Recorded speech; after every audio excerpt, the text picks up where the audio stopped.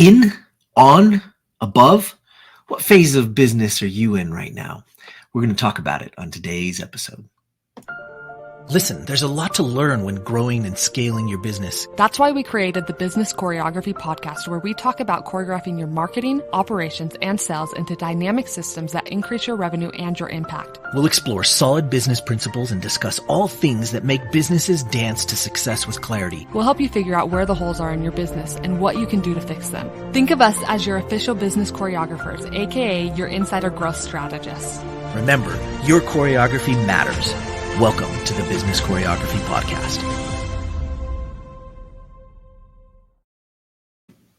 What's up? Michael Johnson here with Business Choreography, and I'm excited that you joined us today because we're going to be talking about what phase of business you're in right now. You see, when you got into business, you didn't necessarily get in and sign up for all the stuff you're doing now. I mean, maybe if you're an accountant, maybe you got in to do accounting in your business. But for many people, the accounting is like, oh, yuck, right? Or maybe you opened a brick and mortar store, and when you started the business, it was about the passion. It was about what you love to do. And next thing you know, you find yourself mopping the floors, taking out the trash, making sure the place is clean, right? Well, I don't know if we all have done it, but many of us as entrepreneurs and business owners, we've taken the plunge and we've bootstrapped a company. I know I've done about 6 that I've bootstrapped through the years. And, you know, you always get in with the idea. You get in with the excitement. You get in with all the cool stuff that you're like, I'm going to do this and it's going to change the world, right? That's what we all think as business owners and business entrepreneurs. And in so many instances, we get stuck in the grind of the creation and development of it. And we are all striving to move up the ladder of that. So as you noticed on this episode, I called it In, On, and Above. In, on, and above. So where are you currently in your business? Now, don't get me wrong. I'm not talking down on any one of the phases. I've been through all of them, and some of them are someplace that you might want to be. You might love working in it, but there is some more above it, right? There's some more to work on it, and then there's some more to work above it. In fact, in so many instances for entrepreneurs, there was a big push recently to stop working in your business and start working on your business. This is a big push, and it is a super important phase.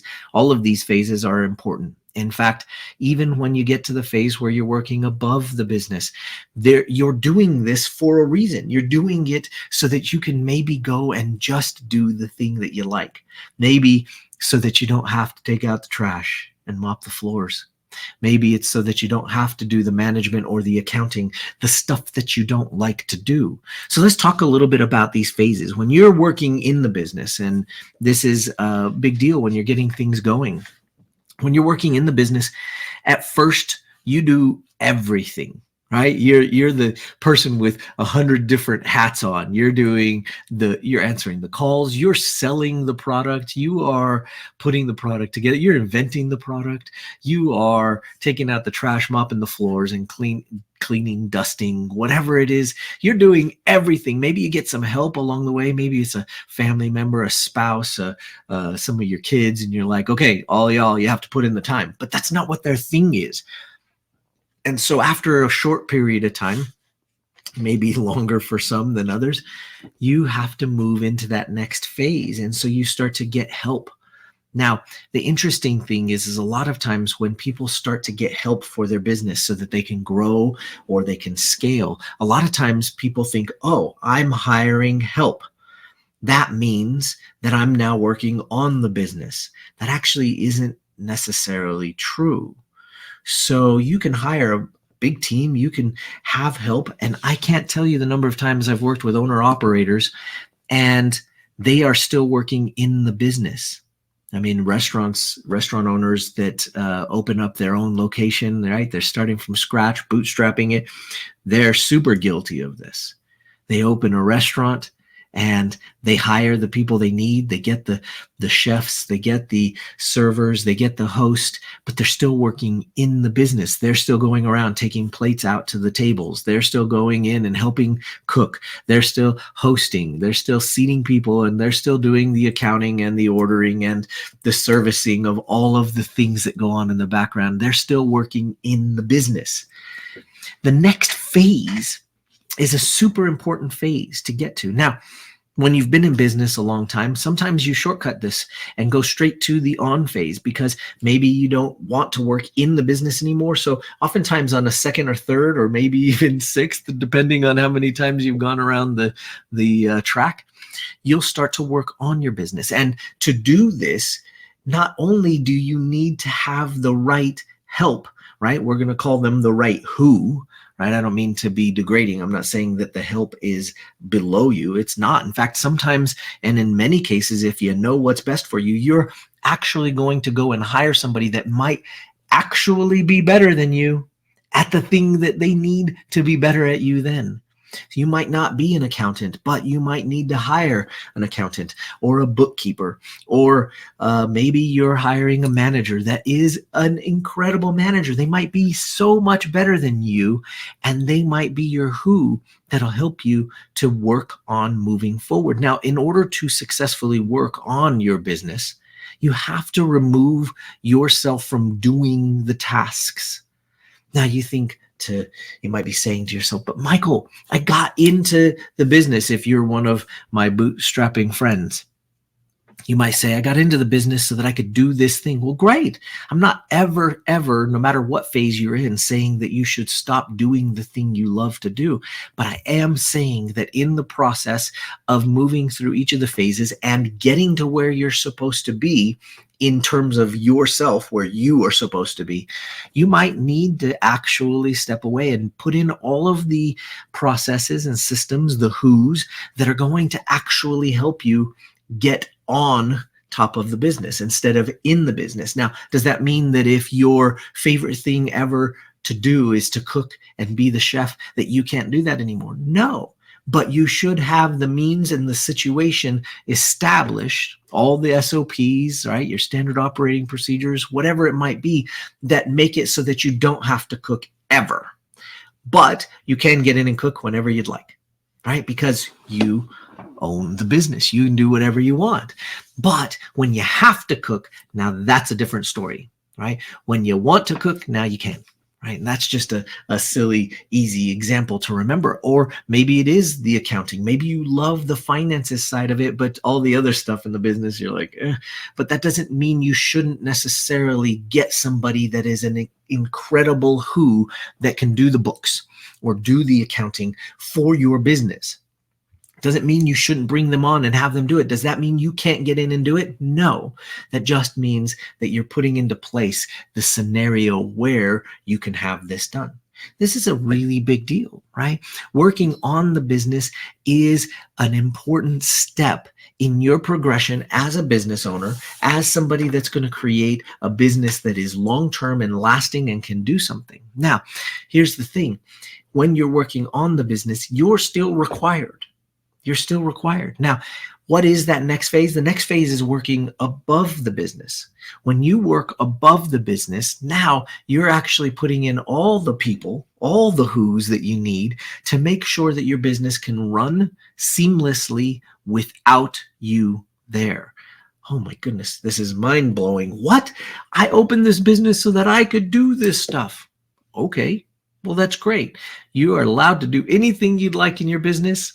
But when you start to work to be above the business, you no longer are a required entity or required element in that business functioning. And it is important to work to that place. Does that mean you still can't go in and do it? No, this is your playground. You can go play anytime you'd like. Right? But in order to do that, to work above the business, you've got to get the systems, the processes, the management, the who's that are probably better than you at doing the thing that you created. And I know that's a little hard to take from an ego standpoint. We all want to be the best at what we do, but it is important that you establish your standard operating procedures, you establish your management team, you establish all of those things so that you can pretend, right? If you're going to work above the business, you've got to start pretending that you are building something that doesn't need you there. Now, this is huge because of a couple of things. One, if you wanted to sell your business, you're going to be able to sell it for a lot more if you already have the management and the systems and the processes in place. If you can say to yourself, I can go on a vacation for 2 months, a month, half a year, a whole year, and the business would still keep running and it would still keep doing the thing that it does without me there. Now you've started to be in the above position. This is where you want to be, right? Because now you can go in and play as much as you'd like.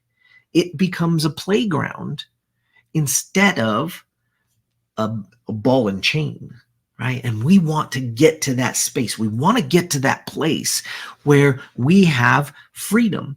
But let me explain something very, very clearly. Freedom doesn't mean you don't do the thing you love. Freedom means you can do the thing you love at your discretion, because you decided, because you wanted to, because it is your thing and you have set it up in such a way that if you want to go in and play on the playground, you can. And if you don't want to, it will run without you. Now, this is huge later on. If you wanted to exit your business, it's going to be much better if you've already established yourself as working above the business. If you haven't done these, and if you haven't gone through these phases, it's going to be really hard to exit your business. Now, you may not want to. You might establish it and set it up so that you could exit. And because you've done that, you've essentially gained all the freedom that you were looking for back. Now you may not want to actually exit. And so it's all about the scenario. It's all about what it is you're doing. But let me tell you, in each of these stages, there are different things that have to be done.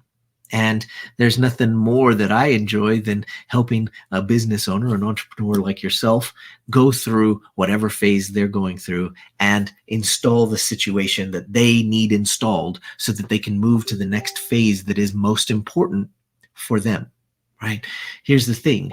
If you're in your business and you love to clean and get the floors mopped and take out the trash, if that's what you love, cool, you can go do that anytime you'd like. It's totally up to you, right? But if you have to do it, now that's a different story, right? And I think for many people, they misinterpret the idea of freedom.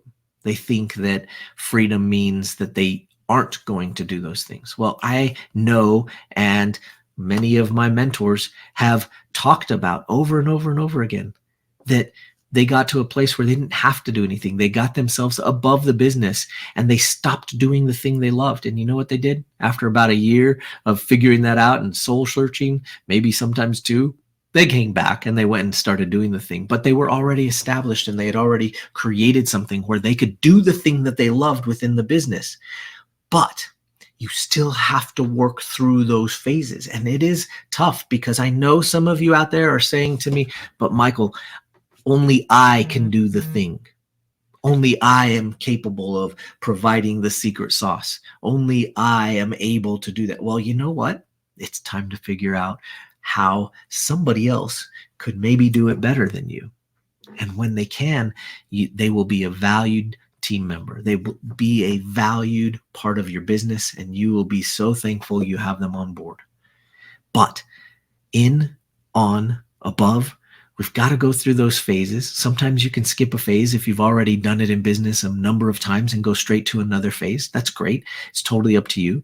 Sometimes you live in one phase and you're happy with it, but that doesn't mean that you shouldn't create the other phases.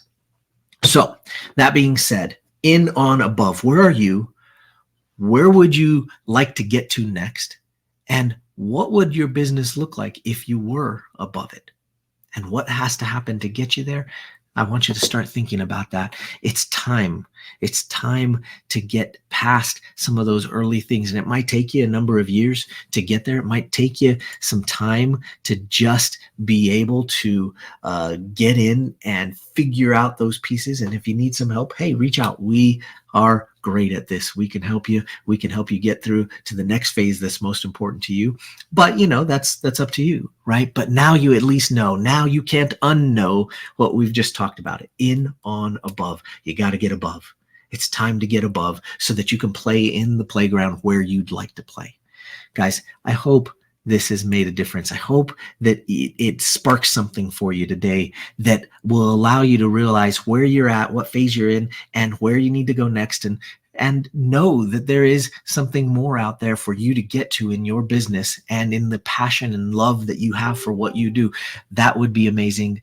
If you know somebody that needs to hear this, please pass it on to them, because sometimes it's just a matter of getting somebody to hear it or hear it from a different perspective. And you know what? It could change their whole world in an instant. Guys, I'm so appreciative that you're here and so happy that you're listening. And if you haven't, go check it out on YouTube, because we have these all on YouTube. So if you want to see me talking to you on video, go check it out on YouTube. But if not, we're on all the channels. Go subscribe, give us a comment, let us know that you're enjoying the content, and we will see you on the next episode. The choreography your business is running can determine whether you can grow and scale to the next level. It's so easy just to take business day by day, but that can leave you putting out fires and keep you from growing. Find out how the choreography for your marketing, operations, and sales can raise your revenue and create more impact. Schedule a growth strategy analysis call with us today. Go to bizchoreo.com to book your time.